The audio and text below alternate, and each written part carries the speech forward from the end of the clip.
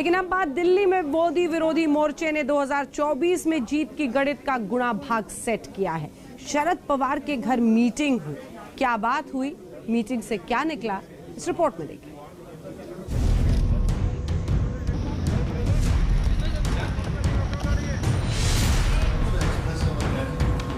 – 2024 का चुनाव दूर है, लेकिन यहां सियासी दंगल की तैयारी भरपूर है।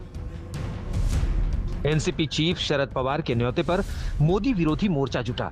घंटों मंथन चला। अभी समय आ गया है कोविड का कंपल्शन अगर थोड़ा रिलैक्स हो गया। पहले मीटिंग के अंदर मंथन का एक हिस्सा बहुत गौर से सुनिए। पूरी सियासी पिक्चर की पटकथा आपको समझ में आ जाएगी। अभी समय आ गया है कोविड का कंपल्शन अगर थोड़ा रिलैक्स हो गया तो we should do something because time is flying and you know country is going to face lots of challenges in the days to come and if common man is aggrieved by the current central dispensation we will be failing our duties if we don't do anything. अब कई fronts पे आज देश में लोगों की चीखों पुकार सुनने में आती है। गरीबी, महंगाई, अनएम्प्लॉयमेंट, ये वैक्सीन के मामले में मैच हो गया। डायलॉग सुनकर आपको समझ में आ गया होगा कि 2024 में नरेंद्र मोदी को रोकने के तरीके खोजे जा रहे हैं। यहाँ विपक्षी एकता के नारे लगाए जा रहे हैं। चर्चा यही है कि तीसरे मोर्चे का चेहरा तलाशने की कवायद शुरू हो गई है। यानी 2024 में नरेंद्र मोदी के नेहले पर दहला कौन होगा, विचार विमर्श किया गया। लेकिन जैसे ही मीटिंग के अंदर से शरद पवार के बुलाए मेहमान बाहर आए, राग बदल गया।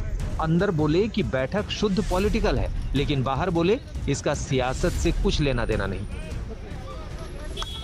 ये राष्ट्रमंच की सभा एंटी बीजेपी पॉलिटिकल पार्टीज को इकट्ठा करने के लिए शरद पवार जी ने बुलवाई, ऐसी कोई बात नहीं। सबसे पहले तो मैं ये कहना चाहूँगा कि ये सभा शरद पवार साहब के मकान पर हुई है, लेकिन ये शरद पवार साहब ने नहीं बुलवाई है। पहली बात, ये सभा राष्ट्रमंच के प्रमुख हमारे यशवंत सिन्हा जी की तरफ से बुलाई गई थी और हम सब जो राष्ट्रमंच के फाउंडिंग मेंबर्स हैं या कार्यकर्ता हैं, हम लोगों ने सब सहयोग के साथ इस सभा का आयोजन किया था। मीटिंग में मोदी विरोधी मोर्चे से जुड़ी दूसरी पार्टी की नुमाइंदगी करने पहुंचे नेताओं को भी सुनिए।